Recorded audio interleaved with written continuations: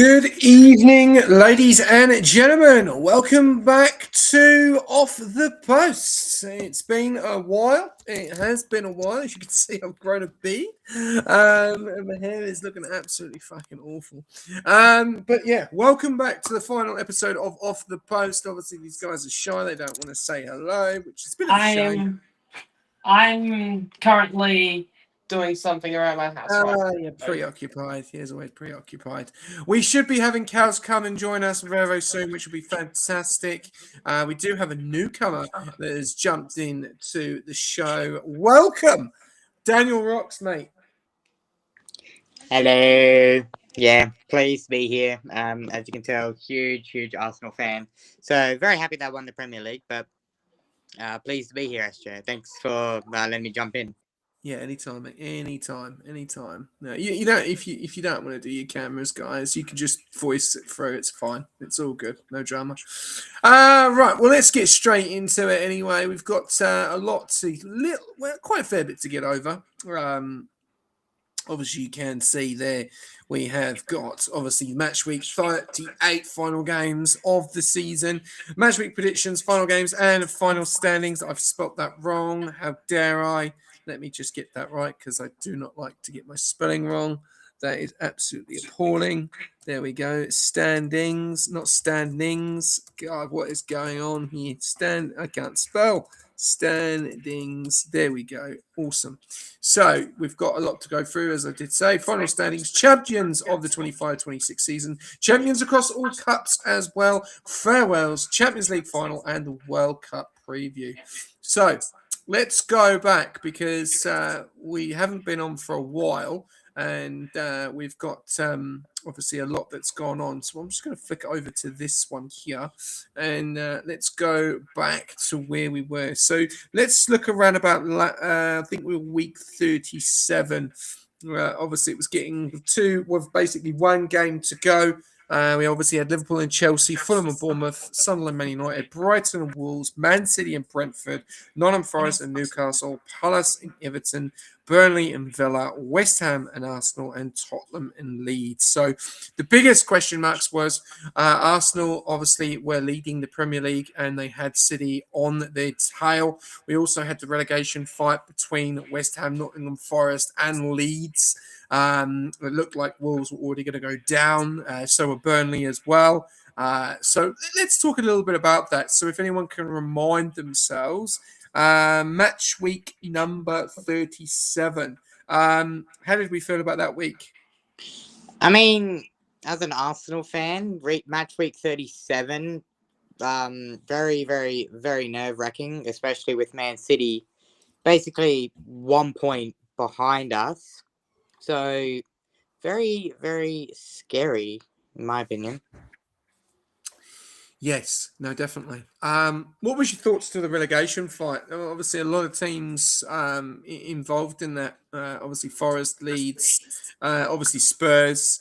What was your thoughts going into the end of the season of how that was going to look? Well, West Ham, as Declan Rice posted on his Instagram a couple days ago, he's really sad that West Ham got relegated, and so am I. But I mean, it's very disappointing from West Ham. I thought West Ham were going to do way better than last year, but unfortunately, they couldn't stay in the Premier League. So very underwhelming from West Ham, in my opinion. Yep. What about your thoughts, Com, regarding obviously the Champions League and Europa spots? How did you think that was going to be going into the end of the season? I was hoping Bournemouth were going to get Champions League. I was really just backing Bournemouth to be in the Champions League, see that small little town pretty much be a Champions League club. And unfortunately, Villa did not finish fifth. So we're going to see Bournemouth in the Europa League. We're going to see the Scums in the Europa League as well this season. And we're going to see Brighton back in European competition, which I'm kind of happy. But obviously, with one certain team, I'm not happy with. having European football. Okay. All right. So obviously a lot of drama going into match 37. Let's go forward and let's talk about the match 30. Well, we'll talk about the match 38/38. Man City's game in hand against Palace. Pretty easy win there for them. 3-0 win. Good result for them. Obviously going in, so they got their last game before going into the last game of the season. And let's talk about the last games of the season, where it all finished, and also the table as well. So we'll go from the start. We'll go with you, Com, actually, on this one. Actually, no, we won't. We'll mix it up a little bit. We'll start with your team. How's that? We'll start with your team. Fulham, Yes. Newcastle. Let's go straight to it. Obviously, sitting in the table. I think you were. Let's have a look. Where were you in the table beforehand? So you were sitting in around about, I think, 13th. How did you feel going into this last game without obviously giving out any insights of what the result was? And then we'll talk about the result. But how did you feel going into this game, last game of the season for Newcastle? Just a bit of a dead rubber, realistically. Like, obviously, we were not going down. We were not getting Europe. It was just a bit of a dead rubber, and it really showed. And it really showed that this season's been such a disappointment that it's just such a dead rubber game, and we shouldn't have these dead rubber games, especially towards an end of the season where it started off kind of promising and then teetered off and just disappointing. Just a disappointing season, in my opinion, for as a Newcastle fan. And now like my name says, one Anthony has left Newcastle. He's off to Barcelona. So yeah. So, but this Anthony ain't leaving anywhere. I'm sticking with my club through thick and thin. Just like Arsenal fans, you need to trust the process. And I am absolutely trying to stick to the process. Let's talk about Newcastle. Where do you think it's gone wrong? Where do you think it's gone wrong for Newcastle this season?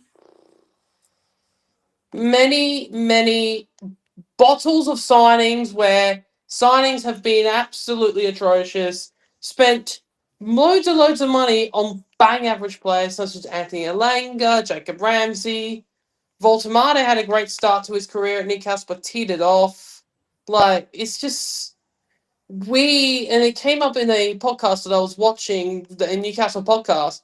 We, as a club, we've lost ambition. We've lost drive to get better. We've lost just all kinds of motivation. We don't know what that kind of motivation is.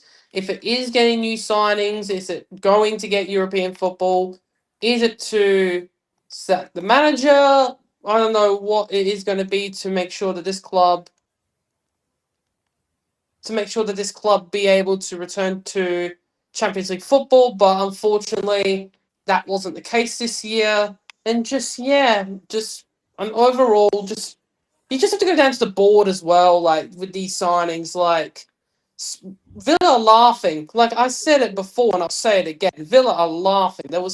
Jacob Ramsey was sixth choice at Aston Villa, and we paid nearly 50 million for him.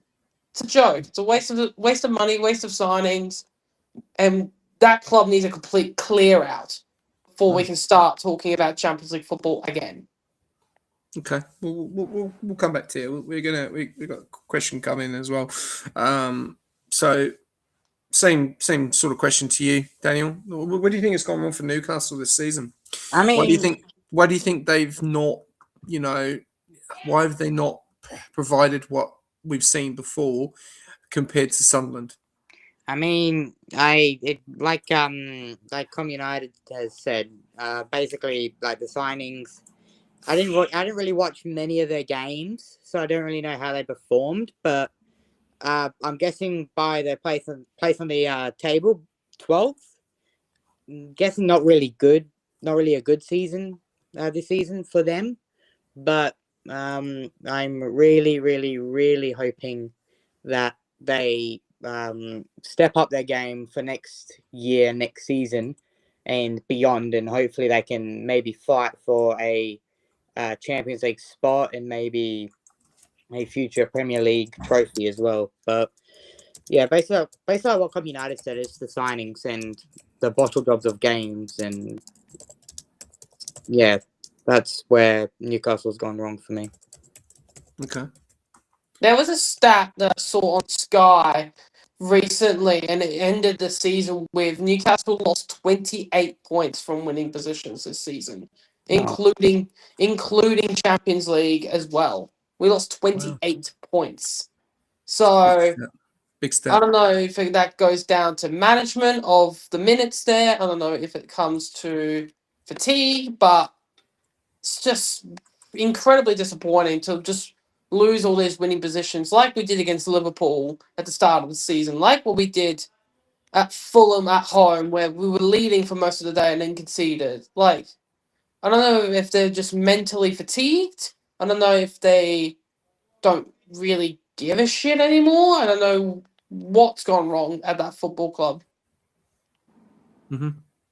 So, Okay. yeah. All right. Well, let's go to the game. Obviously, Fulham played Newcastle last game of the season. Did you feel in good spirits going into this game? Do you feel that you're going to beat Fulham? Obviously, they very, very similar to you on the table. How did you feel going into the game? I felt pessimistic about the game. Obviously, me knowing that it would be Gordon's last game at at Newcastle, I knew that was going to happen. It was inevitable that he was going to be moved on, and we just like we did most of the season, really just looked lackluster, looked slow, possession based. It's just you cannot play the style of football anymore that Eddie Howe's trying to make them play, which is this physical run over the top, this aggressive style of football. If you do not have the players to do so, and he's trying to play this counter-attacking football with wingers who have the end product of just nothing. Like Alanga's only scored like 2 goals all season, like in the Premier League. It's just you cannot produce wingers, and that's what we now lost our top goal scorer for the wing, which is Gordon to Barca. So where are the goals going to come from? You're not going to expect a 21-year-old Voltamade to score the goals for you. You can't expect him. He's still trying to adjust to the Premier League. So yeah, I want to talk. I want to stop you there. Actually, I want to talk about that while we're on that topic. What has happened to Voltamade from the day you bought him? You know, it was this new replacement for Isaac. He went to Liverpool. We'll talk a little bit about that later on as well. And done great. You know, scored a hat trick against Everton. Looked really, really good. But then all of a sudden, just dipped off. What happened? I think I don't know if it's the loss of faith in him from Eddie Howe, but if you looked at the last quarter or even 2 quarter, like half of a season, he's been playing Voltamata on the wing. Like he's been playing him on the left wing with with a comparison to, and he's playing a Wissa who's been bang out of form. Like Wissa's been an absolute disgrace, and even there was rumors in January about him sending him back to Brentford on a cut price deal, and I would have been happy with that. He's been absolutely woeful. He just and then just Eddie Howe, even Voltamade on his Instagram, he's removed everything from him relating to Newcastle United. So I think he's pissed off with Eddie Howe and the way he's been playing for where he's been playing him for the last weeks. Yeah, he's pissed off, and you can't expect a guy who's 6'4" to play on the left wing. That's like if you had to do it for Arsenal. That's like putting Gyökeres on the left wing. You're not going to get any end product from him. Yeah, no, okay, that's fair enough. I think it's a big question mark. What's happened? Because he was was in good form. He was causing a lot of teams a lot of problems with his height, his presence, and then all of a sudden he's just dipped off, and Newcastle decided to play a different formation. Anyway, let's move on. Unfortunately, not the probably way you want to end the season with the loss, but you can't take anything away from Kearney's finish at all. What a goal! What a goal! But yeah, so obviously it's an L for the end of the season, and you ended up finishing in P12 or 38 games, 14 wins, 7 draws, 17 losses. Wow. 53 goals for, 55 goals against, -2 goal difference, and joint points with Everton at the end. What happens now for Newcastle going into 26-27 season? This is last chance now for Eddie Howe to fix what he has caused. And what he has caused at that football club is players not believing in him anymore. I feel like the club culture is just all over the shop when it comes to him now. And it's just unfortunate because obviously we should have kicked on after winning that Carabao Cup, obviously finishing in the Champions League, being able to play Barcelona at the new camp. That should have been the regular for us now. But unfortunately, due to the case of we don't know if it's financial fair play, we don't know if it's we can't spend the money, which we've had spend the money. It's ridiculous. And now he needs this transfer window. He needs to pull his finger out and say, I've made a mistake with some of these signings. I've made a mistake with most of them, and he needs to fix them. We need a left back badly because we can't continue to play Dan Burn at left back. It's just pissing me off too much. Lewis Hall needs to be playing centre mid. If Tonali goes to Arsenal, then that's where he's going to be playing in centre mid. It just needs to be a massive clean out of that football club. And unfortunately, I don't trust the man in charge enough for him to do the proper clean outs. I don't trust him. And obviously I did say trust the process, but it's so hard to trust him when he keeps coming out and said, we're still playing good football, we're not getting results. Why do you reckon that's the case, Eddie? That's what I want to ask you. Yeah. No, okay, cool. Well, we will see what happens. I'm sure that obviously, yeah, we'll obviously see what happens, which will be very good. Kaus has joined the building. Good evening, Kaus. Welcome to the show, mate. I'm just chuffing down some food. I just got home, bro. You all right, mate? No drama. We're on Newcastle at the moment. We've just gone over. Just going to touch base on while we finish up on Newcastle. What about you, Daniel? What do you think Newcastle need to do better? Because it's been a lot of conversation around the manager. That they feel that Eddie Howe's not the right person to lead them moving forward. I feel that Newcastle have got a good team. We've just seen the news drop this morning that Anthony Gordon has gone to Barcelona, which is fucking madness, I've got to say. But yeah, what do you think that Newcastle can do? Because this season they're going to look at it and they're going to look at Sunderland and they're going to be very angry because obviously they come straight into the Premier League. They finish in a very good position, which we'll talk about later on.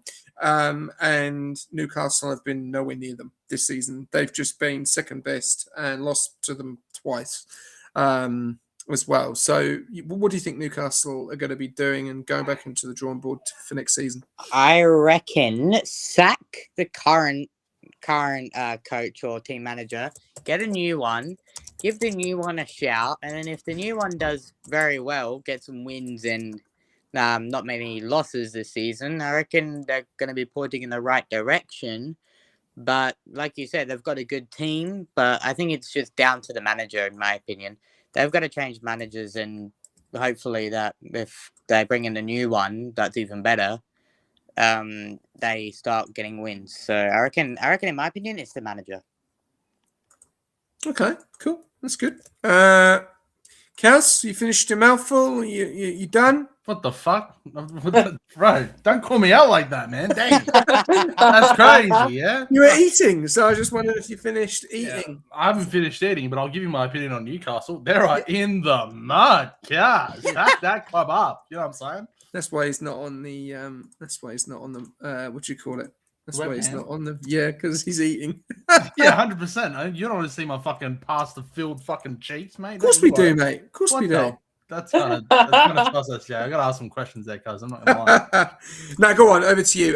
Newcastle. Yeah, I think, I'm going to be honest, Anthony, I think that's crazy you telling Lewis Hall to play centre mid. I think you don't touch him with a 10-foot pole. You keep him in his natural position, right? You keep him at left back. You don't break what's already going fantastically well. I get that. Excuse me.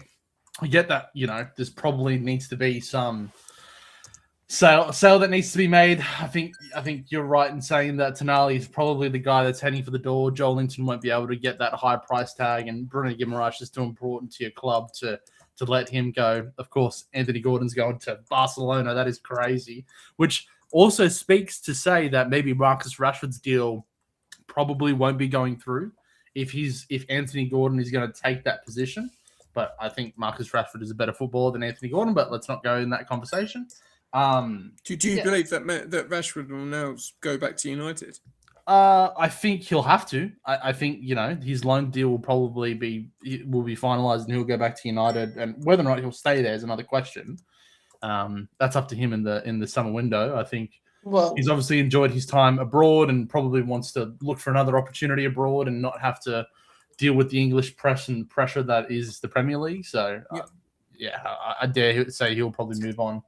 Could you say, and this is my opinion, obviously with Lewandowski now finishing up at Barcelona, do you reckon Rashford will play striker at Barcelona? I think that deal's. I think fuck. Excuse me.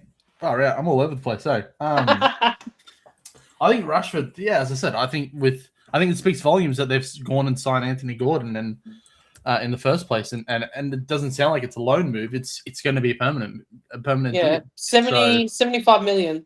Yeah, and I think that's I'll be honest. If I'm being critical, I think Barca are overpaying for someone that I don't think has the end product. I think he's a phenomenal ball carrier of the ball and has a lot of energy and will fight for the badge no matter what club he plays for. He's just that personality, but I don't see him having that end product. I think he's just going to be a bench rider and someone that can maybe try to make an impact in the last 10 to 15 minutes of games. Like that's kind of the career that he's set up for himself by going to Barcelona, I think, Anthony Gordon. And I don't think Rashford can play striker for them, but I don't see him as the long-term option or replacement for Lewandowski. In saying that, I don't think anyone in Europe is a like-for-like replacement of Lewandowski, unless you're talking about Victor Osimhen. Like, that's really the caliber that we're talking about, right? Like, I don't know. I think that discussion is, can be a long one about Barcelona, but anyway.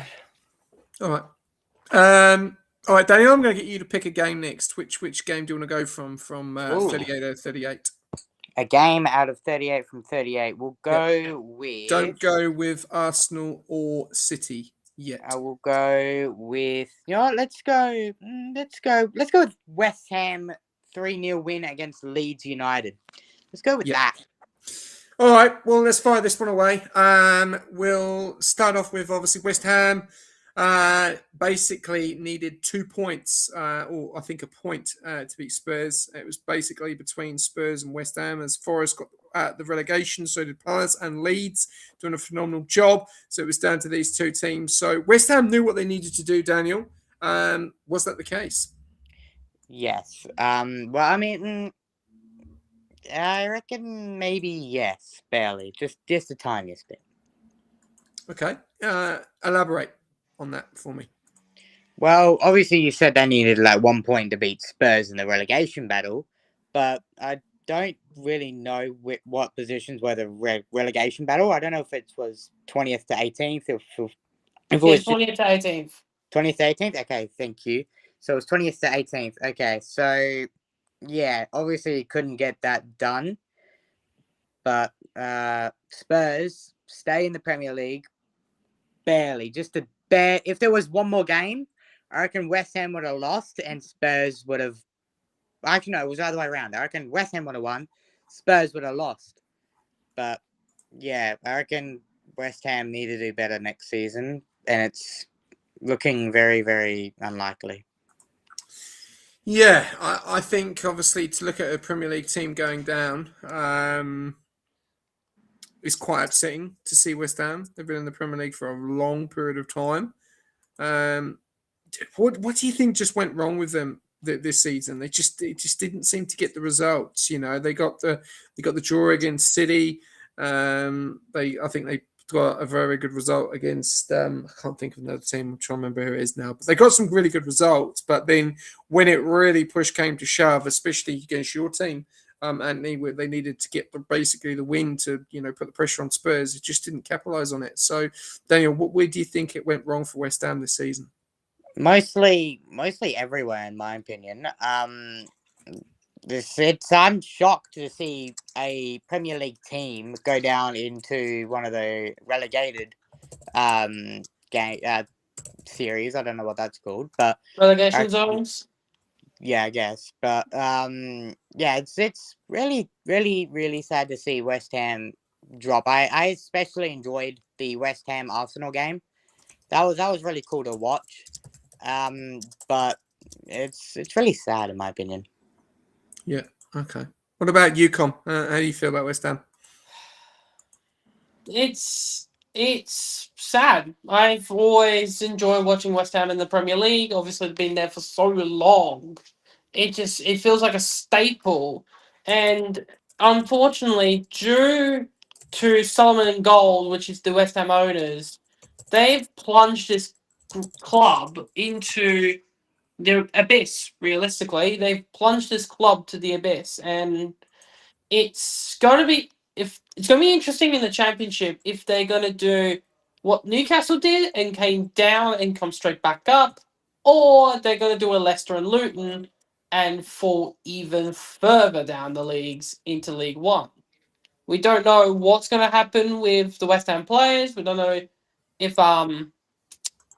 Bowen's going to leave. If obviously there's some reports that Bowen might stay to be loyal for the club. We don't know if certain other things are going to happen, like Thomas Souček, Fernandez, Castellanos, which I feel like Castellanos is a great player. He scored that amazing goal against us, so I really rate the player. Obviously, unfortunately, West Ham. I said one of these clubs will go down, and I was hoping Spurs, but that wasn't the case. And yeah, just Spurs stay another year. They just continue to be the cockroach that you cannot kill. They just cannot go down. Okay, all right. Well, we'll move on to you, Cass. Do you think a bit of a shame that West Ham went down? Yeah, I think no doubt. No matter what club went down, it was always going to be a shame. There's the old adage that no club is too big to go down. No club is too big to face the relegation drop. That's the design of the Premier League pyramid in the English football tiers. That's like it's what it's based on, right? You need to perform season in, season out. You can't have an off time about it. You can't just dip in mediocrity and hope to bail yourself out. In saying that, though, I say that with tongue in cheek because Spurs have done mediocrity for the last 2 seasons, and somehow they've just scathed by the skin of their teeth. But, anyways. Sorry. Yeah. Just fucking let out a massive burp there. My bad. Yeah, I think Anthony hit the nail on the head. Like, the owners have put this club into a very precarious situation. I think, I think back to their move to the London Stadium. That was such a crucial era for West Ham, and for them to have to move stadiums to a bigger facility, it just didn't feel like their stadium. It didn't feel like home. It never really felt like they could establish themselves whenever they got people to come to their ground. They felt like they were always there to get run at. And that was also the same issue with Spurs, right? Like just their home support just didn't really feel like a fortress. You think of home ends like even the Hill Dickinson Everton, right? They recently got a new stadium, but they made that place a real hard place to go to. Same with I think of Sunderland, right? A team that's just newly been promoted into the Premier League this season and have made their club and their home ground such a fortress, and it was so fearful for any club to go to. Newcastle found out the hard way. It's such a it's such a very important part of competing in the Premier League, is making sure that you have a home ground that is a very big environment to play in, and one that is very difficult to come to, and really, really intimidating for the opposition to play in. So I think that was a massive issue for West Ham. I also think they just significantly underperformed. That club should not be near the relegation zone with the players that they had. Somerville was a great footballer. I think Thomas Souček has been such a rock for that club, and he was nowhere to be seen this season. Lucas Paquetá, of course, he left in the January transfer window. I think that was really telling, the fact that they let him go in January. Castellanos, great signing. I think he'll stick around. I think he kind of knew that the club was going to get relegated, like really, really low chance that they were going to be able to survive the drop, especially since Spurs appointed De Zerbi. I think at that point you kind of know that West Ham are probably more than likely to face the drop. De Zerbi, very high standards, going to get a lot out of those players, and those Spurs players should be nowhere near the drop, very similar to West Ham. But yeah, I think it's disappointing, but it's a reflection of your season. So you need to do better next time around. Invest in areas that make sense from a footballing performance perspective, and go again. I have no doubt they'll be back in the Premier League, if not next year, the year after, though. So no stress for them. Yeah, and it returns the West Ham Millwall derby. Crazy. Yeah, it's going to be the stewards. I feel sorry for the stewards SJ in the UK right now. You got bloody Pompey Southampton, and then you have Millwall freaking West Ham. Awesome. Okay, cool. Well, I'm going to go, and I'm going to touch a little bit on the last question anyway. I'm going to go from the top and then go for everyone. Were West Ham hard done by getting relegated? Con? No, because you did not perform when it mattered, and that's the reflection of your season. So no. Okay, cool. Good answer. Daniel? Gotta go the same. No. Like Com said, you've got to be there when you need it most, and they were not there when they needed it most, and unfortunately they get relegated. So I got to go with no here. Okay, cool. And you, Cass?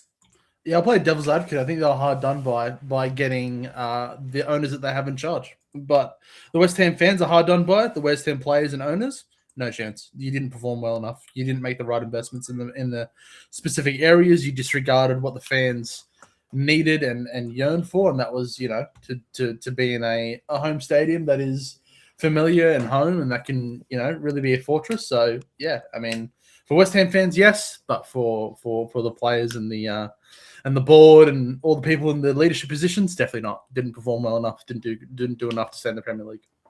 Yeah, I like your honesty. I think that's the main thing, and I would say the same actually. Even though West Ham have been in the Premier League for a long period of time, it's really, really sad to see them go down. But I just don't think the results were low enough, and obviously, you can't leave it to the last game of the season. Anything can happen. Obviously, they did their job. Don't get me wrong; they done a fantastic job beating Leeds 3-0. Really good job, but unfortunately, it wasn't enough. Could have gone the other way though. We will. I think we'll go straight to the Spurs game. Cass, are Spurs lucky to still be in the Premier League, or do they have to thank their stars of their goalkeeper? I think I was watching a podcast about this the other day, and I was watching Flav and JFC, one of the two, James Alcott, right?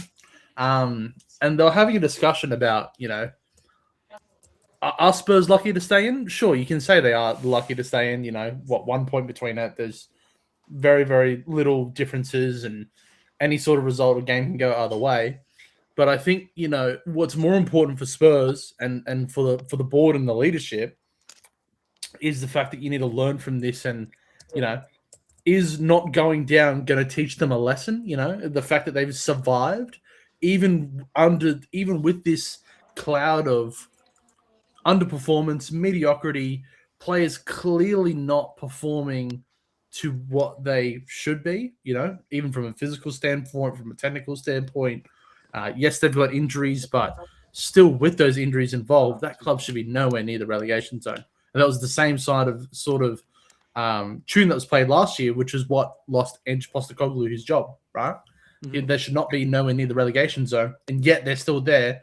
And they went through how many managers this season? Was it 3? They went through 3. Igor Tudor, they went through Thomas Frank, and then obviously they sacked Postecoglou before the season starts, and they're going to continue with De Zerbi. I do think De Zerbi is a phenomenal manager, and I think that he has a lot more skill and I think a lot more charisma and aura, I guess, if you want to use the word, to actually galvanize this group and get them to really be a part of a system, very similar to how Postecoglou was. So I think this team will be a lot better next season. Granted, I wouldn't be surprised if they underperform again. De Zerbi crashes out and they sack this manager within the first 10 games. Like, that would not surprise me at all. That'd be very Spursy, Mm-hmm. Okay, cool. No, I appreciate the honesty. What about you, Daniel? Spurs, in my opinion, I mean, shocker of the season for them. I was expecting them to be not down by the relegation battle. I was expecting them to be around mid-table, maybe where Newcastle were, maybe 12th, maybe just cracking the top 10. But I'm shocked about Spurs. I way thought was gonna finish in the top 10, but yeah, very, very disappointing season for Spurs, in my opinion. Okay, cool. And Con? They're not going to learn anything from this season, are they, Spurs? It's going to happen again, and I reckon relegation would have actually freshened up the football club, because it's like, if you're accepting mediocrity and you're Tottenham Hotspur and you're this £1 billion spaceship of a stadium, it's finishing 17th. And to be honest, I'm telling you this, in any other year, if Wolves were not as awful as what they were at the start of the season, and they were what they were in the middle part of the season, where they beat Liverpool, they beat Aston Villa, they drew at Manchester United, Spurs would have went down. They would have went down with Wolves actually performing well. But we're probably going to get onto that after. But this club's not going to learn anything. The board, if I'm a Tottenham Hotspur fan, I would sack the board immediately, because that is a disgrace to finish 17th. And to be honest, if you would have been relegated the season before as well, if the 3 promoted sides were just utter dreadful. So, is it going to happen again 3 times a charm? Like, is De Zerbi going to be the man? Who knows? Because we thought it was going to be Ange. He got sacked really quickly. We thought it could be Thomas Frank. He got sacked immediately. Is De Zerbi going to be the 4th coach in 2 years that Tottenham sacked? And if it can't be De Zerbi, who is going to take that toxic Tottenham job? Because that club is toxic. It's a toxic football club. It's a toxic environment to be in. And I don't give a care in the world if you have injuries. You should not be finishing 17th and so far off the European races that you were closer to bottom of the league than you were to Europe. I'm sorry. It will be the same. No. It will be the same if it was the Newcastle. It will be the same. I'll be saying the same thing if it was Newcastle. It'll be the same if it was Arsenal. The same as the Liverpool or Manchester United as well. It'll be the same thing I'll be saying. It's a disgrace. I would honestly think you're a hidden Arsenal fan in disguise, Con. It's the way you're talking, mate. No, I love the passion, mate. despise you blokes so much. I love the passion. I think, I agree with you. I think you're 100% right. I think, You know, a club like Spurs, you know, with the new stadium they've got, you know, and the funds, you know, they should not be where they are at. And there's been a big debate on Talk Sport, you know, that Tottenham are actually looking at championship players. And Jamie O'Hara was like, "We don't need championship players." Well, to be honest with you, mate, you need what you can get, because, you know, you had Dominic Solanke, you had Colomiani. He didn't really do anything in the season. Yeah, maybe have been injured. Just don't seem to be a structured team anymore. And if you were to look at it, this is a question for all of you. Do you think De Zerbi has done a good job, or do you think Spurs just woke up in the end and were like, we need to stay in the Premier League because this is our last resort? I think What's your thoughts? I think De Zerbi's done a miraculous job. I think Yeah. he's done a phenomenal job to even, like, this team was down and out. Don't get me wrong, SJ. Before, when Tudor was out the door, yeah, not to put the the caveat there, but, you know, before Tudor was let go of his duties, this team was in the dumps, and there was no doubt in my mind that it would go down. And when you're listening to these conferences that Tudor was having, you know, and he's going on about, you know, the desire, the mentality of these players, he's talking directly to the players, SJ, and, like, he clearly has seen in his short tenure how toxic that environment has been. So the fact that De Zerbi has come in, he's taken over. He's given a very similar kind of interviews to Tudor, you know, talking about the mentality and all that stuff. Of course, same nationality, both Italian, probably very similar kind of upbringing, and that kind of relates into it. But I think his pragmatism in terms of being present in the training grounds, you know, I've been following some of these training videos, and De Zerbi is there. He's borderline abusing these players and telling them what to do in the middle of training. That makes a massive difference to your mentality. When you're watching this manager chew your fucking ear off and tell you how to play the game and how it needs to be played, that sets standards. Tudor was not doing that. Thomas Frank was definitely not doing that, you know? And I think for him to get involved, he understood the situation they were in, and he really took on that initiative, that responsibility. And I think he's not only a phenomenal manager, but a phenomenal character to have in your leadership group at Spurs. And I think if that group can galvanize around him, I think that team can easily be in the top 10 next season, and then seasons after, potentially even a little bit higher. I won't say too much, but I think De Zerbi is a phenomenal manager, and I think he's done wonders in his short tenure, and I think he'll do wonders if they give him the players that he needs and if they can galvanize around him. If not, he's going to crash out, sacked in 10 games. I'm telling you now. Okay, cool. All right, let's move on. Cows, pick a team. You know who I'm going to pick. Come on, SJ. Do you have to ask? Go on. Come on, Palace. Let's go, baby. Come on. European champions. Right, let's go with Palace. Talk about your season. You were on a bit of a down in the dumps. You were getting pulled into that relegation fight for a bit. Well, but 15th, yeah, having Mateta out injured, was that the problem? Was it the issues with Glasner leaving at the end of the season? You know, are you happy as a Palace fan that you finished 15th? You know, how do you feel?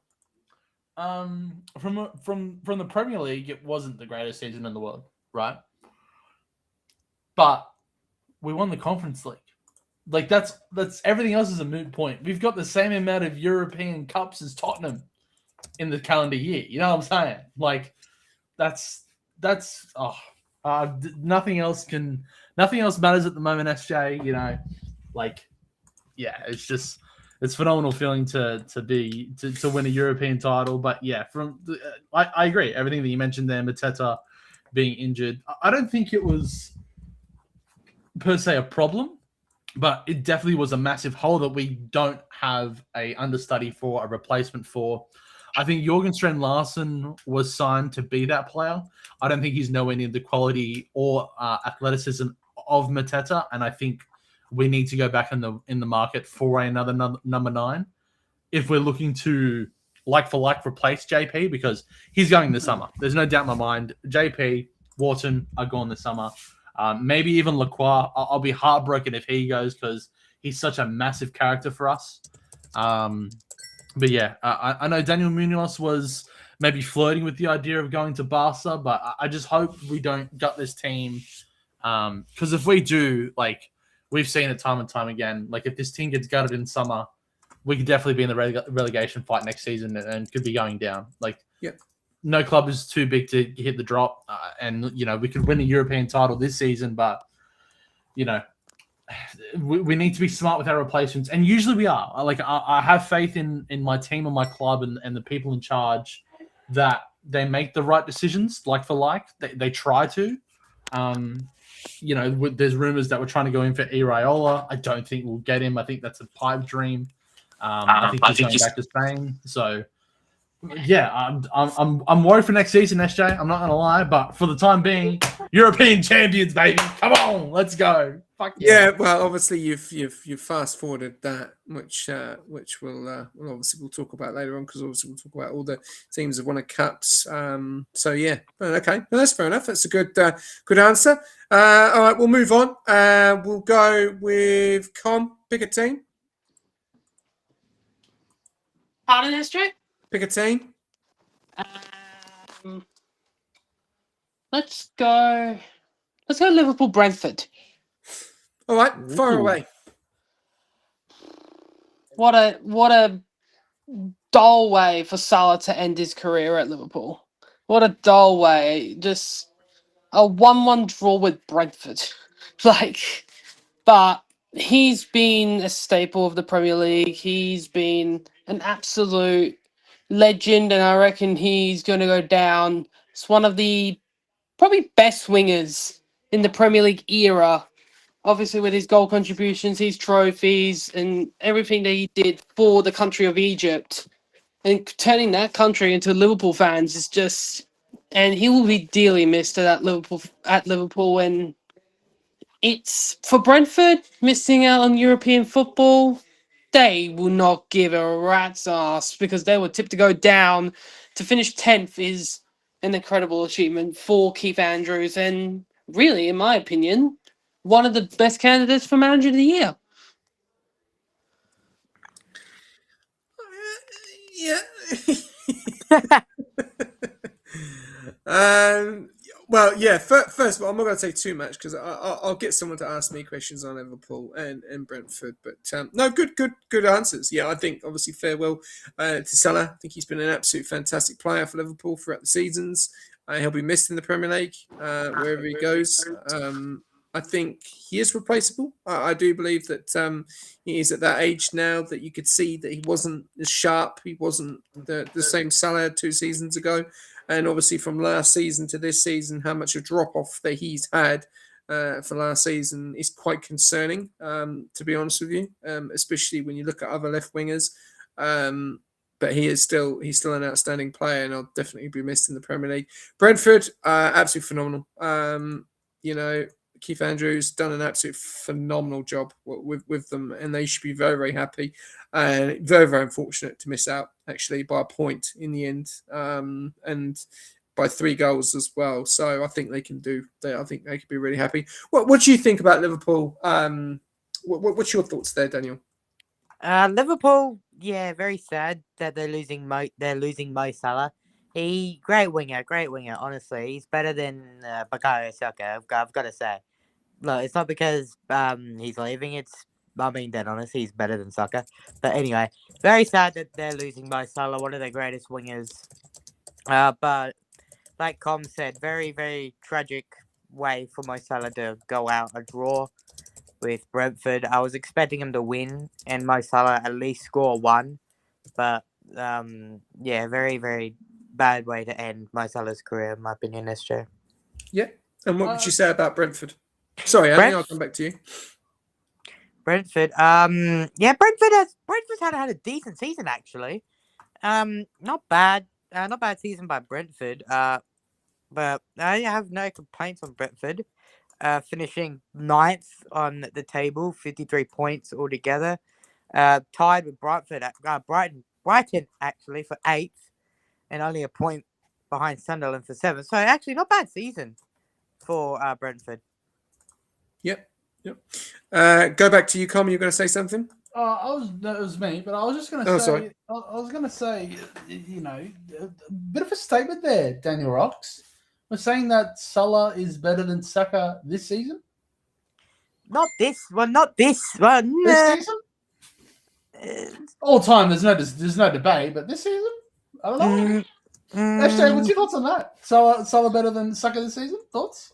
How many trophies has he won? Come on, SJ. Hang on, Come on, SJ. Let's not go into that, mate. You wait for my fucking celebrations, mate. They come. They're going to come. They're going to come. And I want to see everyone on a VC for that because, that's going to be a I think I'm good getting off soon, conversation. bro. Oh, fuck off. Fuck off. Come on. I don't know. I think Saka's not been the best, but I think he's outshone Salah this season, I think. In my eyes, I think Salah's been quite poor. I think since he had the bit of a ruckus with Slot, you could see. I think he's gone downhill, and you could see that you could see he was leaving. That was quite early on. It's just obviously a good touch to obviously let him play at the last game, and you could see the emotions behind him as well. Because I don't think he really wants to leave. I think he has no choice. I think it's in that situation that he's tired. His hands are tired. And I think as soon as you've had that fallout with the manager, we've seen it before. We saw it with Rashford ages ago with I'm trying to remember who it was now. Yeah, Van Gaal. You've seen it with other players as well. Beckham with Fergie, and they get into that situation. There's no coming back. That's it. It's done. So yeah, really unfortunate. But no, I don't agree with you on that one, unfortunately, Daniel. Well, actually, now I'm thinking about it. Saka has been really good, especially with those crosses and pretty sure in the Champions League, which we'll get on later. But those crosses were very, very on target. I've got to say. But they're on ball. Yeah, very good way to win. Yeah. Anyway, we'll go to Kels because I know he's itching to say something. Kels, thoughts on Liverpool this season? Yeah, I think Liverpool. In hindsight, it's poor, right? It's a poor season for Liverpool. They clearly, in my eyes, and I think in everyone's eyes, they should have been head and shoulders above the rest of the competition. The signing of Florian Wirtz, $100 million player that came from the Bundesliga and was tearing it up, not only in the league and in Champions League, but internationally. He was a shining star for Germany, and I think he will be in the World Cup as well. Still, as much as he's had a poor season, I still think he's a phenomenal footballer, really good player. But yeah, still poor from Liverpool standards. I think Salah, and we said this when his spat with Slot was going on early on in the season. I feel really bad for Salah, but at the same time, I don't, because I kind of feel like he's done this all on his own, right? Instead of just admitting the fact that you haven't been good enough, there's a reason why you're being benched, there's a reason why you're being moved on. Instead of just taking it with grace and moving on and, proving yourself in a different club again, and letting the fans have that conversation, he's kind of taken on that mantra himself and tried to control the narrative. And it's just spat right in his face. And it's like, you kind of sympathize with it because it's clearly a guy who was at the peak of his powers the season before, clearly has a lot of skill, a lot of ability. He's the numbers man. Efficiency. That's what you can say about Salah. And that wasn't happening. And instead of just admitting that, he's a part of that failure, he tried to pull himself away, put himself on a pedestal and say, I am good enough to be in this team. Why am I being subbed off? Why am I not in the starting lineup? That's not how you should be displaying yourself if you're a leader, if you're someone that has a lot of character and is able to guide the team to new heights after having a struggle. That's not the way you galvanize a group. And I think that sort of situation between Salah and Slot really did put a rift in the Liverpool camp, I think. And I think if he was just able just to bite down on his pride and ego, I think they would be in a lot better position than what they are now. See, no, I'm not gonna say too much, but I think you're being too nice about Liverpool. That's crazy. I think they've been shit. No, I think I they've been agree. absolutely appalling. I think, fuck, they lost 12 games. 12! They won 17, draw 9, won 12, 5 points behind Villa. Nearly missed out to SJ, fucking Wow. Bournemouth. But SJ, let me ask you this, right? If Saka was starting to get subbed off because he was underperforming, which, by the way, let's not beat around the bush. He was underperforming at the beginning of this season, right? And in that underperformance, instead of taking it with pride and working on the training ground and discussing it indoors, right?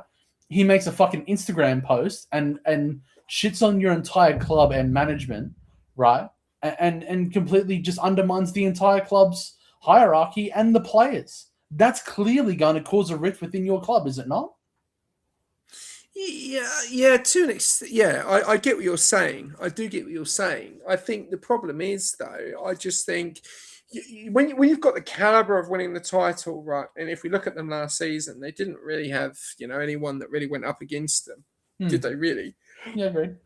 And they went Your with club this included. transfer. Yep. They went with this transfer policy of spending 140 million on 2 fantastic players, which they are. Oh, don't get me wrong, Florian Wirtz is a fantastic player for fucking Germany. Yes, no problem. Was absolutely amazing for Leverkusen, right? They won the title. They won fucking, but that was with a different manager. When what's his name, fucking Van Gaal got involved, they're not really that they lost so many games, but they obviously lost Wirtz. They then signed Isaac, who was fantastic at Newcastle and could put the ball in the net and was compared to Thierry Henry or like for like and things like that. But you look at the players, Florian Wirtz took too long to get into the Premier League to adapt in his position where he was going to have the ball so much that he had to do things with. Isaac got on, he only scored a few goals. Then he got injured, and I don't think his knee just looks fucked. It doesn't look like he's going to ever recover from it unless it's going to take years and years. So they've already got that pedigree that they're going to be, they're going to try and win it again. And they just, I just thought they were awful. And I put a message in here, just going over it. Would you say Liverpool and Chelsea are the worst teams in the Prem this season? To me, I'd say fucking hell yeah. I'd say both of them. Absolutely shocking. Chelsea 10th. 14 losses, 10 draws, 14 wins, 52 points. They've been beaten by Brentford, Brighton, Sunderland, Bournemouth. Wow. And they've had 3 different managers in one season.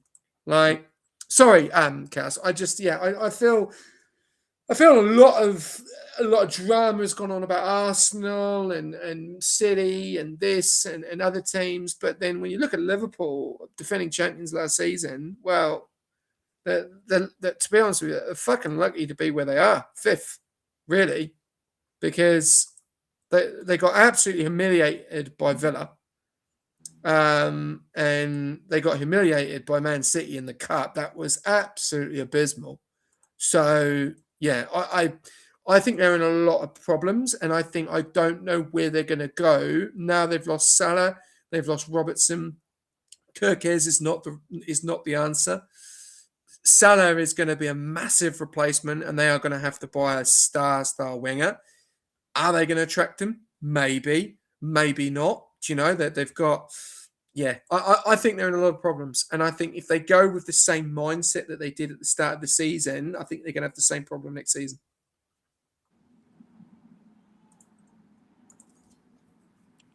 Yeah, but I gotta agree with you. Liverpool, I mean, I was expecting them to finish like 3rd, right behind Man City. But Liverpool, what'd you say, was 10th? Damn. No, well, 5th. Oh, 5th. I mean, still better than I expected. I was expecting them to be 3rd or 2nd, or one of the two, 3rd or 2nd. But 5th, a bit over exaggerating for 5th, to be honest. I was expecting them to finish 9th, potentially 8th. But man, I mean, I guess Liverpool decent, but obviously not decent enough. But on the other hand, Chelsea, we don't talk about Chelsea. Chelsea's have had a very, very shocker of a season, in my opinion. Okay. Cass, any touch on that? Any comment on Chelsea now? We'll see you next season. That's all I got to say. Yeah. We'll Well, see obviously, next season. we'll obviously talk. We'll talk about that. I think Chelsea, right? It's just a study of just poor management from the top. Like we've seen it time and time again, And I think what's important for Chelsea this season or next season we're heading into, and I think that it's important that they kind of change the title of the guy that's running the show, and instead of calling them a head coach, they're calling Xabi Alonso a manager. I've seen so many different Chelsea sort of content creators that I've kept an eye on, Roy Jennings and some other guys, and they talk about the mantra of changing that title from a head coach that Enzo Maresca had to deal with, that Liam Rossigna had to deal with, that Mauricio Pochettino had to deal with, and instead of keep going down and banging the same old drum, they've kind of had a good hard look at themselves and said, we need to make a change. We need to change our approach and how we've taking on this football project, and we need to bring in someone that has that gravitas and has that ability, has that technical and tactical ability, and has the gravitas of being a top player in Xabi Alonso, and give him the reins. So I think this could be a really big turning point for Chelsea, and I'm going to back them to be a massive force next season if they get the right recruitment in the summer. I think they've got a lot of great areas fundamentally already. I think Enzo Fernandez is a great footballer. I think Moises Caicedo, probably the best DM in the league. Number 6 anyway, besides Elliot Anderson. Rice has been at 6. Let's just establish that, yeah. But Moises Caicedo probably the best 6 in the Premier League. Did you just say Declan Rice is 6? No, Declan Rice is not a 6. It's in the position he plays. He's an 8 now. Yeah, his capabilities was always an 8. He just couldn't finish until he went to Arsenal all of a sudden. But let's not go there. Yeah, I just think Chelsea have a lot of great dig paths. yourself a hole. No, I genuinely, and look, I said this last season that I think Chelsea was going to be my underdogs, and look, they definitely were under the performing aspect. I can't see it. I don't know how you can't see it. I think they need to get rid of fucking Todd Boehly. The guy has no fucking clue.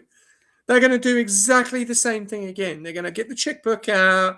Oh yeah, how much? And it's just going to fuck it over again. Look at Cole Palmer. Fucking player of the year last year. What? He's not even in the England team, for fuck's sake. Cole Palmer is not in the England team. Like, what? That tells you all, doesn't it? That just says it all. It has just been an absolute shit show this season for Chelsea. They brought someone in from Hull City. He's got experience. He's got major experience. Fucking Premier League, mate, is a different beast.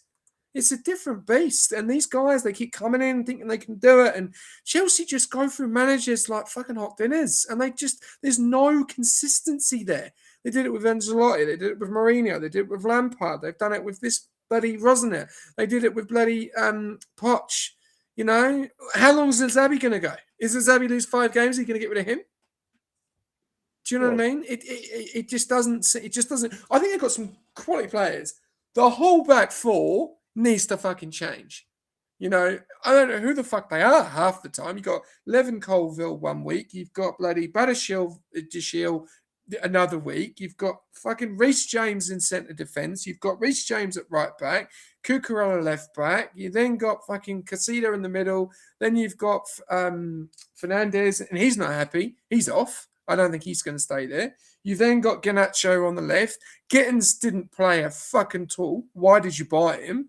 Pedro was their best player all season. Sanchez is shit. He's terrible with his feet. They then changed it to Jorgensen. It's all over the place. Like, Pedro Neto was in the team. He's now been kicked out. Cole Palmer's got back into the team. He's been out with injury. He's come back in. He's done fuck all. Do you know what I mean? That's my opinion. I don't know if I'm right or I'm wrong. I just think the club's all over the fucking place. They need to trim the squad right down. Like, how the fuck are you supposed to play with 33 to 36 players? It's fucking ridiculous. Do you know what I mean? Yeah. They got absolutely their asses pulled down by fucking PSG. You know, they just.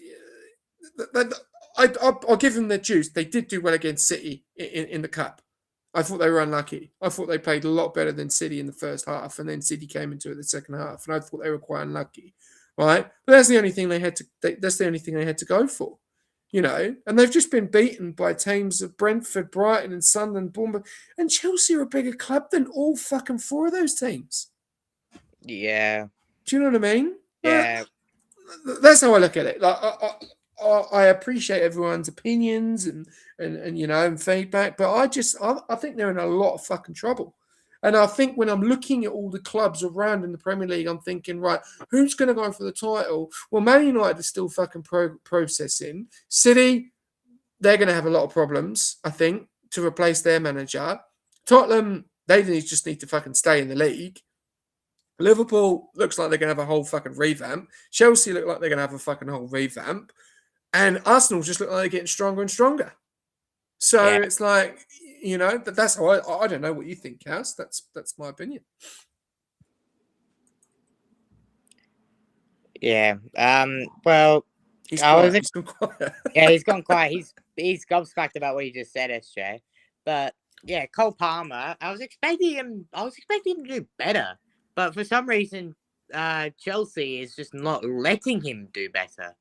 I was expecting him to score at least more goals than he did this season, but unfortunately, Chelsea just didn't allow him to. But poor Cole Palmer and poor Chelsea. I don't think we're going to see Chelsea for much longer in the Premier League, in my opinion. If all the other really, that's a big statement from me. I know, big statement. But I don't expect to see Chelsea in the Premier League from next season beyond. Because if all the other teams get better and better, and Chelsea don't, they're going to be in the relegation battle for the first time in a gobsmacked amount of years. Well, Tottenham have done it.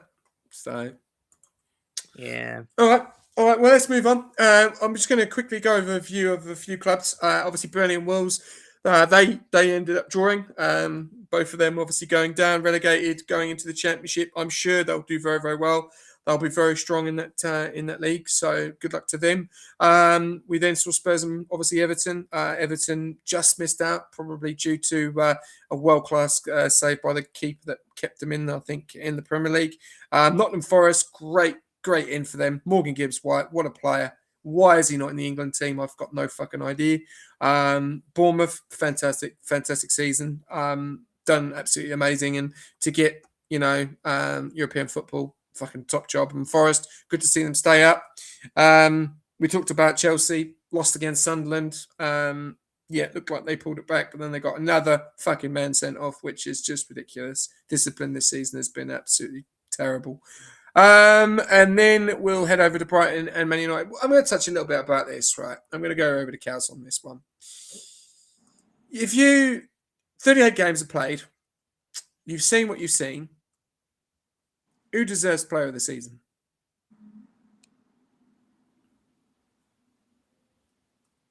He's gone quiet. He's either in the toilet or he's doing something. We'll go over to you, Daniel. Player of the season? 38 games. You've seen what you've seen. Who gets it? So many potential contenders. I've got to say, it has to be Kai Havertz. It's not because I'm saying he's in Arsenal and I'm an Arsenal fan. I'm just going to say Kai Havertz because if he didn't score that goal in the Champions League knockout, it wasn't a knockout. It was one of the Champions League games against Atletico Madrid.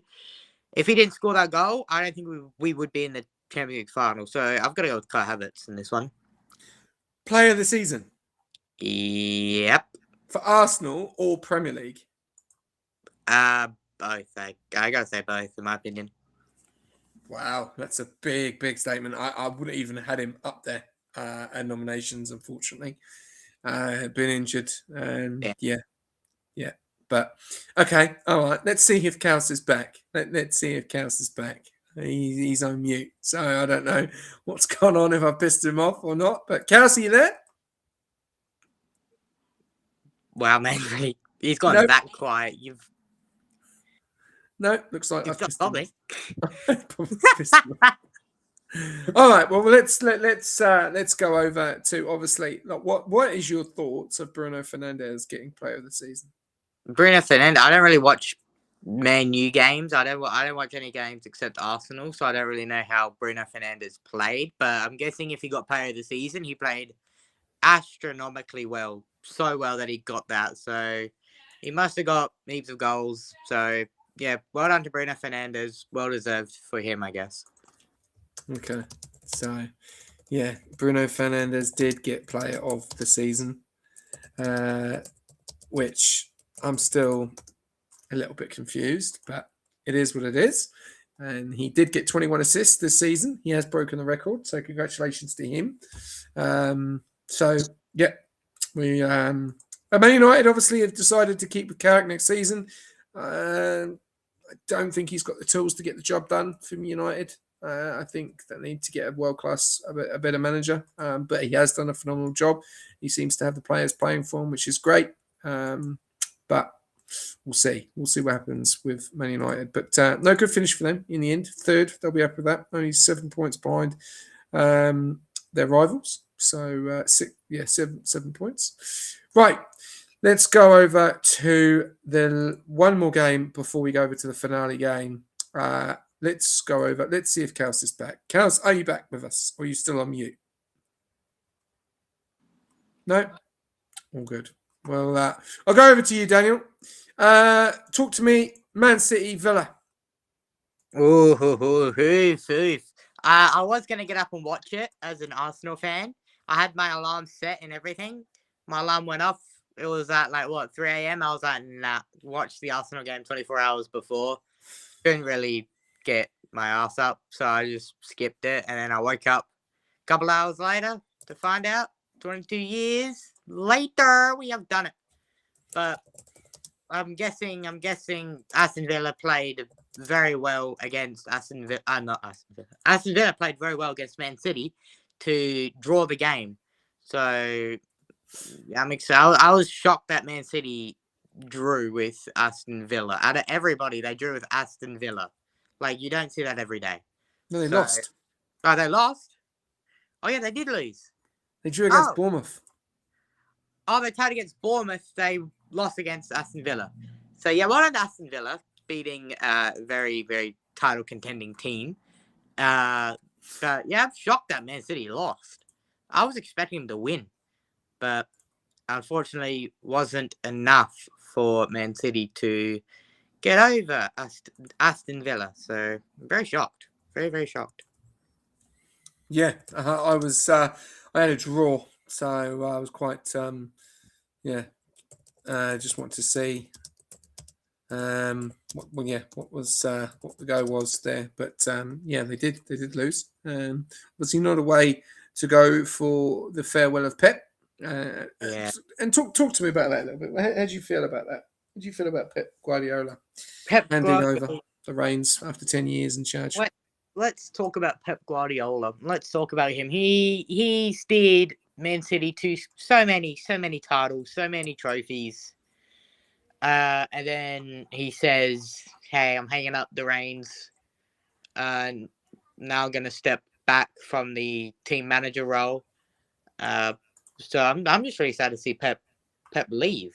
I'm still shocked to this day that Pep Guardiola's leaving. So I don't know what's next for Man City, but hopefully it's something good instead of bad with their new manager. But yeah, very sad to see Pep leave.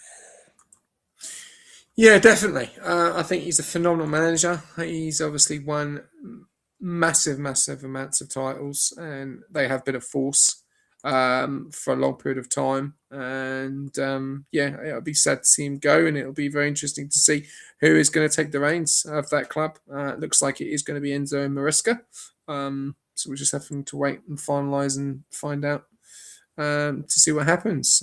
Hopefully Cass is back, because we are coming to the end of the Premier League of all the teams. It has taken a little bit of a time. So, Chaos, if you are with us, we are now going over the final team.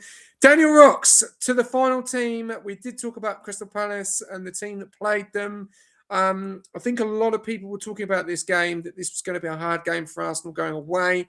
Palace were going into a final in the European Conference Cup against Real Vallecano. And then obviously Arsenal were crowned the champions of the Premier League 25-26 because Man City decided to draw against Bournemouth, even though Bournemouth went 1-0 up. And they drew, and that means that they could not catch Arsenal in the last game of the season. And in the end, Daniel, Arsenal actually finished 78, 79, 88, 82, 83, 84, 85, 7 points behind Arsenal. Ooh. Talk to me about it. Yeah. Very, very, very good game. Especially playing away. It's much more harder being away than at home at the Emirates. But yeah, I didn't watch that game either because I knew since Man City drew with Bournemouth, I didn't really need to get up and watch it. I should have, I know, but yeah, but I'm very pleased with how they performed against Crystal Palace, even though we won massively. But yeah, very, very happy that we bring the trophy home 22 years later. It's been very hard 24 years for Arsenal with all the ups and downs, but very pleased they finally brought it home. Yes, I think it was a bit of a shock at first, to be honest with you. Real happy for the club. Really, really happy for Arteta. He has been under the pump from the fans, from critics, from pundits, from teams. I'm a bit disappointed about what I'm reading in the media about no club has congratulated Arsenal on winning the Premier League. And I think it's because of the VAR. I think it's because of the corners and the set pieces and stuff. But I think end of the day, football is football. You know, it used to be back in the day, you used to be able to play flashy football and ticky-tacky passing and play like the Barcelona and the triangle. You know, that's long gone now. Winning a game is winning a game. You know, corners, set pieces, penalties, free kicks, whatever. You know, and Arsenal found a way of winning games that no one else could win. You know, we go back in the day when Stoke City had Rory Delap, and he was an absolute anchor for throw-ins. You know, and Stoke City was so good at long balls. You know, and they won. And Brentford did it this season as well, quite well with throw-ins. You know, so every team has their strengths and their weaknesses, but I think you can't take anything away from Arsenal. This season, they have been the better team in the Premier League. You know, we've gone to the point that we could have gone 9 points ahead of City, 12 points ahead of City, but the pressure. And I said this so many times on this podcast throughout the whole season of this podcast. Right, it is a pressure cooker. When you are under so much pressure from a team that has pulled the lead back, not been leading it for a long period of time, and then pulled it back because we've just dropped points against mediocre teams, which we should have won. And this season, we got the job done. We got the job done against at Newcastle at St. James's Park. We got the job done at Bournemouth. We got the job done at West Ham. You know, these teams where we struggled, you know, and we did drop a few points. You know, we lost against Liverpool at the start of the season, and everyone was like, "Oh, yeah, that's all it." But it was an absolute worldie of a goal. You know, that's a good way to lose. We lost against United. Then we went on a bit of a downward spiral. We then went out of another cup, then another cup. You know, but end of the day, we kept strong. We lost against Man City twice. In the cup, in the Carabao Cup final, and also in the league. And remember what Declan Rice said. He said it's not done, and it wasn't done. And we managed to just pull it back. And yes, probably some controversy behind it. The West Ham game as well. That was a big one. But they weren't easy games. You know, we were playing teams that were fighting for their lives. City were doing the same as well. So we were very even, but I always had at the back of my head that City had harder games than us. And that Bournemouth and Villa game were going to be the two, which I thought they would make mistakes, and they did. They did, and we capitalized on that. And I'm fucking over the moon, honestly. 22 hard years being called bottlers, and we've done it. And yeah, it's a shame that we didn't manage to celebrate it on our own stadium. I think that's probably one of the most disappointing things. Nothing taken away from Crystal Palace at all. Yeah, it was obviously good to celebrate it, but it would have been good to celebrate it on the home ground. But yeah, I'm so glad that we've got actually across the finish line. Yes. Imagine if it was at the Emirates where we officially got crowned champions and lifted the trophy. That place would have went nuts. And I don't think anybody would have left for a week, maybe even a month, maybe even a year.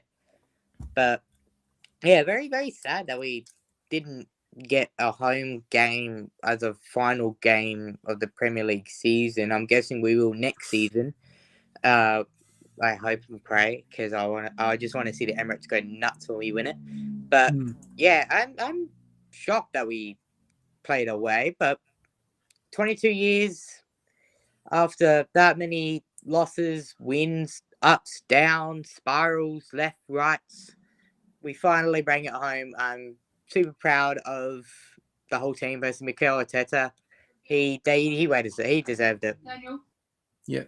He's been absolutely fantastic. He's done an absolutely fantastic job, and he deserves all the credit that he gets as well. So top job, and we can't be called bottlers or second 3 years in a row. So congratulations to Arsenal Football Club and Mikel Arteta. And on that note, we are going to go to the predictions, the final predictions. So myself got 5. Daniel Rocks, mate, you got 6. Well done. First time doing the predictions, so well done on that. Anthony got 6 as well. Connor got 3. And going to the overall scores. Right, here we go. So we'll go from bottom to top, because unfortunately, Daniel Rocks, you got 6 points. So you got 6 for 6. So well done. Who's got 42? Connor finished on 76. RJ finished on 24. Shaz finished on 42. Suts finished on 44. Cows finished on 109. Anthony finished on 118. Nishka 124. Keeper 144. And myself 193. Yeah. So don't ever say I know how to not predict fucking football scores, because obviously you do. I do. So yeah, I'm pretty happy. Thank you very much. Congratulate myself. And right, we'll go over the next couple of topics and we'll wrap it up. So it's been a very good one. But there's the Premier League done and dusted. Arsenal are the champions of the Premier League. Can they go again and do the same thing next time? We will wait. In about 88 days, we will find out when the Premier League starts up again. Obviously, it's a long time now. We've got obviously other things going on at the moment. Obviously, Champions League final, which we'll talk a little bit about that just before we end the show. And then we've also got the biggest tournament in the world, not just football, but in the World Cup, which we will have a little bit of a preview on before we wrap it up at the end. But first of all, let's go over to our champions of all cups. So Arsenal winning the Premier League. We also then had Man City that won the FA Cup. Man City also won the Carabao Cup. We had Aston Villa win the Europa League. Congratulations to them. Unai Emery loves that trophy. I'll tell you that right now. He absolutely loves it. And then we've also got Crystal Palace that won the Conference League. And we've also got Hull City that have been promoted. They won the playoffs.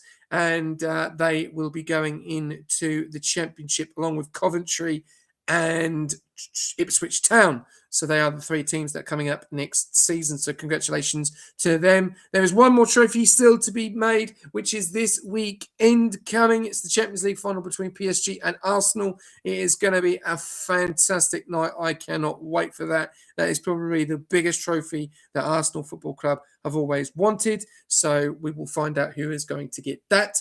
And let's talk about some farewells. So we said goodbye to Pep Guardiola, Bernardo Silva, John Stones, Andrew Robertson, Mohamed Salah. Quite a few big players there that are not going to be in the Premier League next season. How do you feel about that? I'm shocked there's that many farewells for this year. I was expecting like 2 or 3, but 5? Damn. Including Very, the manager. very, very. Oh, you talking about managers? Yeah, including obviously all together, and then obviously you got Pep as well, and obviously don't forget Aurelia from Bournemouth. Yeah, very. It's it's it's gonna be difficult, especially for Pep Guardiola. He's steered. I said this earlier in the show. He steered Man City to countless trophies, countless titles. It's not gonna be the same without Pep. But the other players, I didn't really take any notice of. But good job on your careers, and enjoy your retirement and spend time with your family as much as you can, because that's the main point. Spend as much time with your families as you can. But 100%, definitely. And next one, the big game, Sunday, Champions League final. Can we fucking do it? Can we beat PSG? They are an absolute force of a football team. It's gonna be hard, but I reckon Oh, we'll be able to pull it off. It's gonna be hard, but I reckon we might be able to. Just trust the process. Just trust the oh process. my days, trust the process. Well, we've played against them before. Declan Rice is gonna, if he gets an opportunity of a free kick like he did against Real Madrid, then yeah, we may do. We lost against them last time in the semis. I think we're going to want a bit of revenge. Could we see a Champions League, domination from PSG? This will be the second season in a row that they've won it. They are a phenomenal team, and they will be very, very difficult to beat. How do you think Arsenal are going to beat them? How are they going to do it? It's either got to be Victor Gyökeres or Kai Havertz. It's going to be mostly those two. Maybe a bit of Leandro Trossard. But I reckon it sadly might be another back-to-back victory for PSG. It's going to be a close game, though. It's going to be a close game, but I'm not expecting a total blowout for Arsenal. I'm expecting, I'm going to say this now. I'm expecting it to go to penalties. Wow, really? Yeah, I'm expecting it to go out to penalties.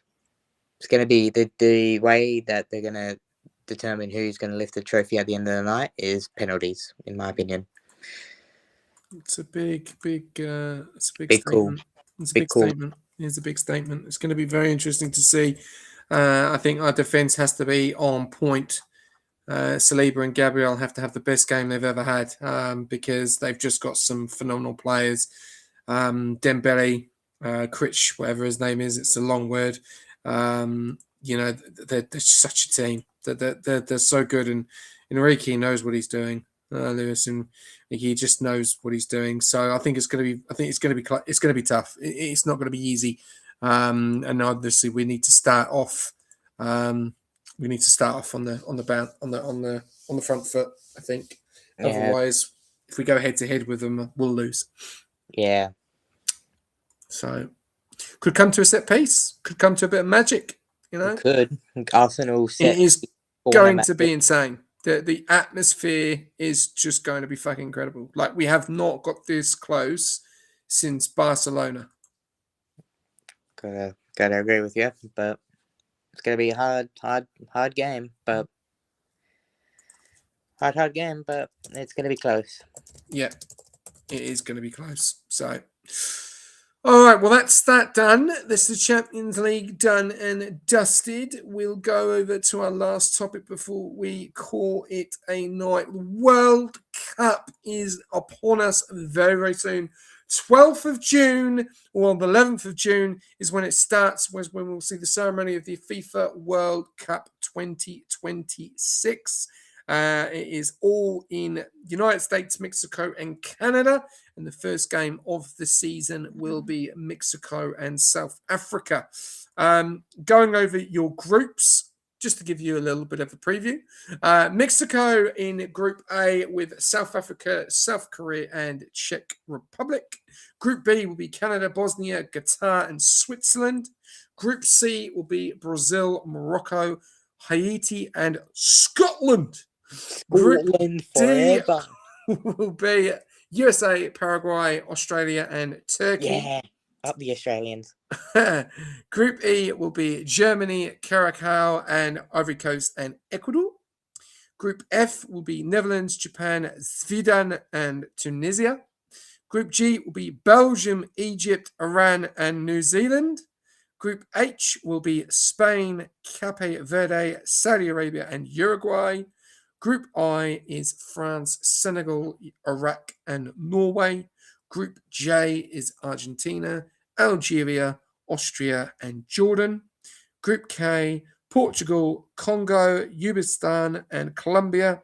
And the last group is Group L, England, Croatia, Ghana, and Panama. There's some fucking teams in there. I'm thinking, how the fuck did they qualify?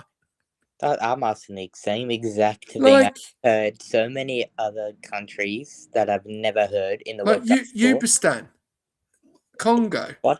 Jordan, Iraq, Cape Verde, Curacao, Haiti. Like, what the fuck? I'm asking the Like, same what exact the thing, hell? bro. What the actual fuck? Yeah, just very confusing. How do you feel the World Cup's going to go? It's going to be close as it's ever been. But I reckon it's gonna be close. It's gonna be one close season and one close couple of weeks. Mm. But I reckon Australia. I'm not being biased here. Totally am. No, But- fuck off. No way. No, I wasn't gonna say win the whole thing. I was gonna say win in their group. No. You don't think No so? way. No. You doubt it? You're No. doubting the Australian? Yeah, Turkey and America. Two better teams. Yeah, I have to say Turkey and America are two better teams. Where's Australia's rank? I Where are they don't ranked? Let's I have a don't- rank. don't Let's have have a a look. look. I know. Let me have a look. No, let me know their rank. They are ranked. Where are they ranked? Fuck. Oh dear. Where's their ranking? Oh, here we go. Men's world ranking. Oh no. Australia. Where the Please. can't even find them. Oh no. That's not Complete just rankings. Here we go. Complete rankings on FIFA.com. Here we go. Right, accept. I'm okay with that. France. Oh, show full rankings. Here we go. Where are they? All right. So, Oh dear. oh my days. Oh no. Holy days. They are down a long way. I think. Oh no, we're screwed. No, hang on. I think I've gone too far. Let me go back up. Right. Okay. So let's have a look. Bear with me. It's taking a bit. They're ranked 27. Out of how many?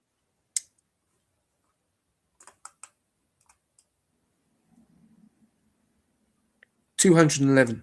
Actually, pretty decent. Actually, pretty. Wow. Yeah, it's pretty Whoa. good. Pretty good. All right. They're and who was crap? I can't remember who the next team was.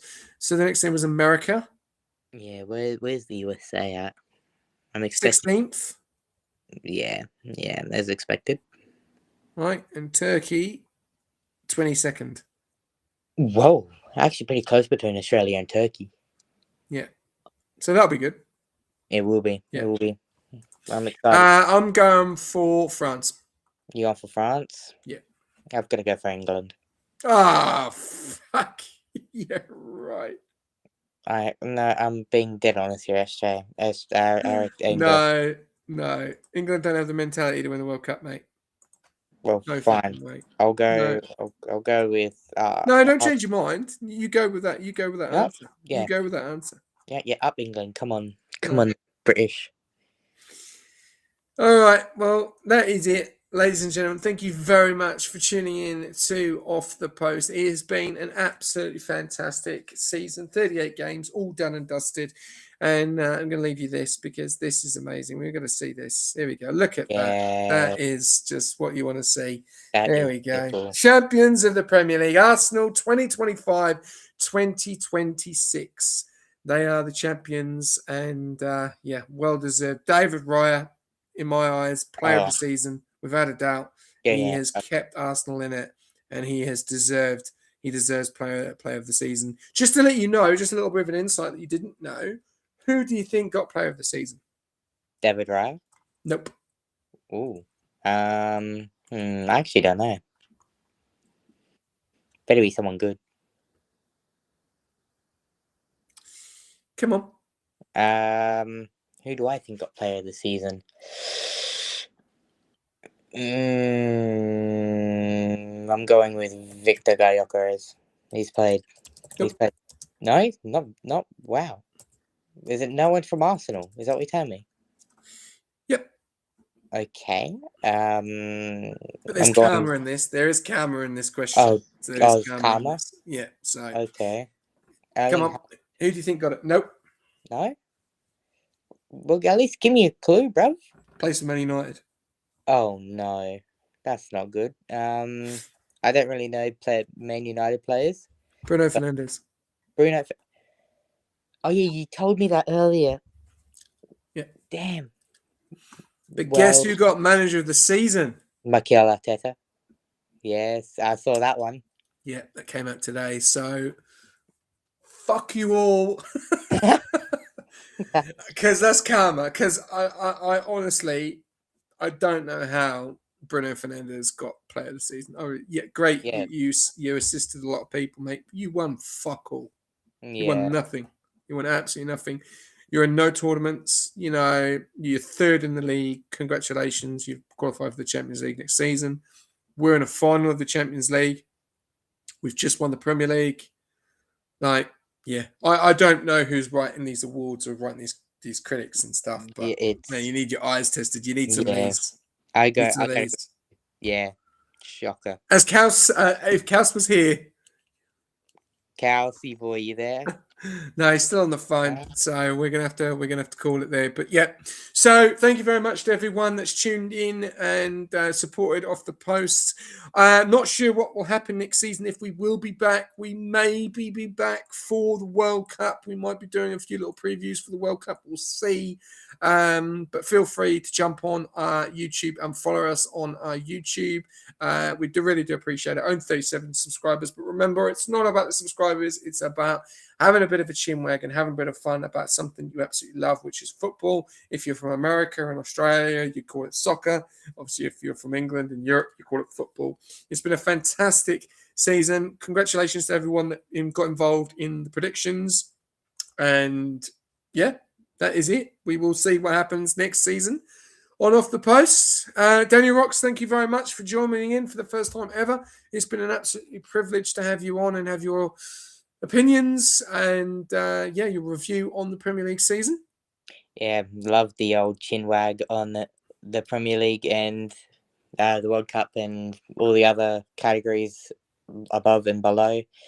It's a privilege that I've got the time to be here, but thanks SJ for all the opportunities to commentate in Rush and to be in here as well. I'll definitely be back as well for next season if we do it. But yeah, thanks SJ. Appreciate it, bro.